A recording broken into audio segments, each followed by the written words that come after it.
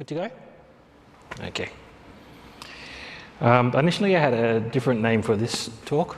Kernel code and upstreaming drivers for the Linux, open LiteX FPGAs. My day job, I work as a firmware engineer in Brisbane, been an open source contributor, RISC-V tech enthusiast, member of the community. In my day job, I work with all this stuff, Core Boot, Yocto, Tiano Core, mainly with BIOS stuff, so board bring up. So if most of you remember linux.conf.au in Brisbane 2011, when the floods happened, and some people used kayaks at that event, or not at the event, but in Brisbane to get around. So I thought I'd be prepared for this event just in case we had floods again. That, anyway, had a bit of a logistical problem.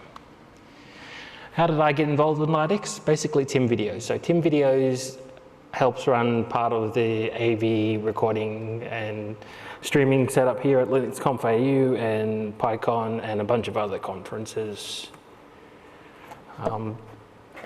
The best place to look for documentation for working in the kernel space probably would be kernelnewbies.org. It's just a small community where aspiring kernel developers can work in improving their kernel knowledge and share their information with each other. Other than that, documentation in the documentation directory.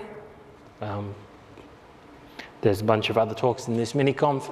Probably the previous talk would be a really good one to talk about, to listen to if you haven't already heard it. And in terms of hard paper books, there's some decent ones, but nothing that modern that I know of. Feel free to correct me later at the end. LiteX. So LiteX is a way of creating a system on chip using Python. You would generally use this in an FPGA to design a system on chip for using open source IP. If you look at some of our sponsors here, the two Emperor Penguins, both using open ISAs to develop systems on chips for various use cases. If you're not sure what an FPGA is, a field programmable gate array, and a gate, essentially a NAND gate, NOR gate, get a bunch of those. They form elements inside an FPGA like this. It's a lookup table. Enough of that, eventually you can synthesize a soft core. So essentially a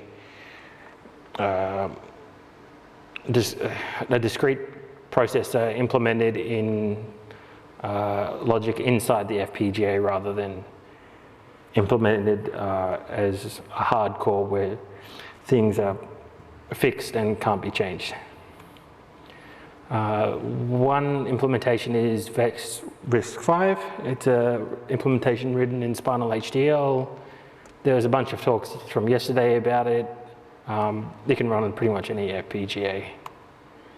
Tux, we've got 3 of them on stage, official brand character of the Linux kernel, and rubber duck. I'm sort of rubber ducking this talk. This is how I debug. Essentially, your rubber duck is when a programmer would carry around a rubber duck and debug their code by explaining to the rubber duck. So explaining to the rubber duck, this is what this line does, this is what that line does. This is a really useful tool. If you can't do this before submitting a patch to the upstream people, then it might be worth buying a rubber duck and explaining your code to it. Benefits of upstreaming your code: it reduces maintenance, it's easier to upgrade to newer versions, higher code quality, you use newer interfaces, best practices, and it's more likely that your platform or device will be used because it's more attractive.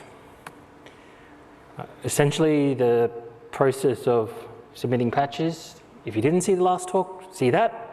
But this is the documentation that's written on the kernel website, get the current source tree, diff, describe, separate your changes, style check, find the recipients for your patch, email it with only plain text, respond to comments, sign your work, repeat until it gets admitted into the kernel.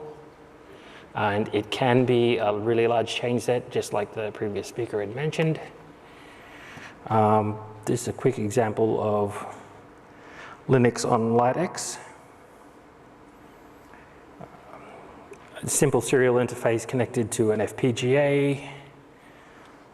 This environment was built using buildroot. This is on a 32-bit RISC-V board. If you were at linux.conf.au 2018, you would have had access to the same board, but at that time we used a different processor. So that's one of the benefits of a FPGA. You can just change the processor. If you wanted to use a Power 9 or a RISC-V, you can just do that.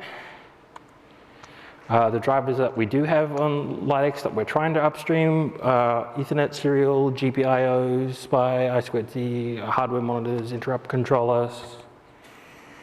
Try not to group all your changes too much. Don't charge them up and yeah, try not to be a tux capacitor. Any questions?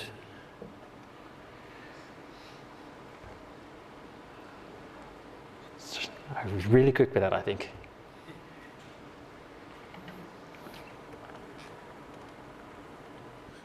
Do we have any questions? Does anyone in the room actually use FPGAs here? We have 2 hands, 3, maybe 4. Hi, Ewan.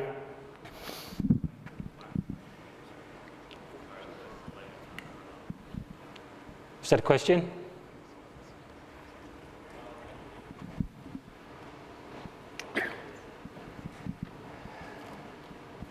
This looks like a Shenki.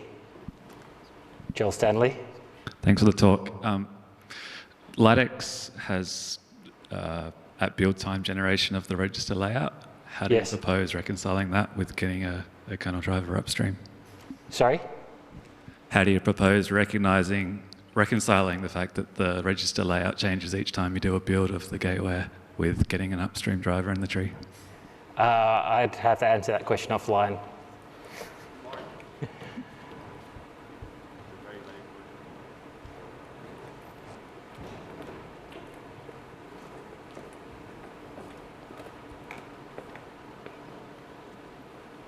And another question up the top there. Is there another mic? Is that okay? I think we've got to mic you up first before you can ask the question.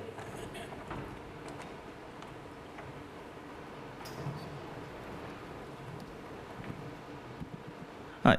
So just wondering, if I were to want to learn how to upstream something with something simple, do you think it would be a good idea if I just write the driver for like any random microcontroller?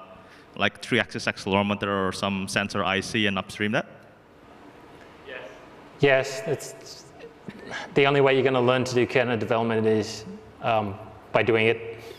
Yeah, is that like something worth trying, like this particular thing to do? If you have the best thing is always to have a use case for it. So go find somebody who wants a driver written and write their driver, and they'll be very happy.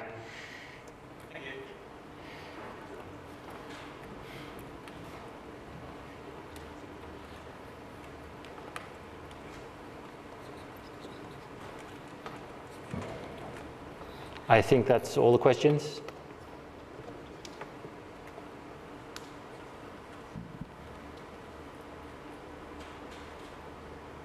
If no one has any more questions, then thank you very much, Hasjim.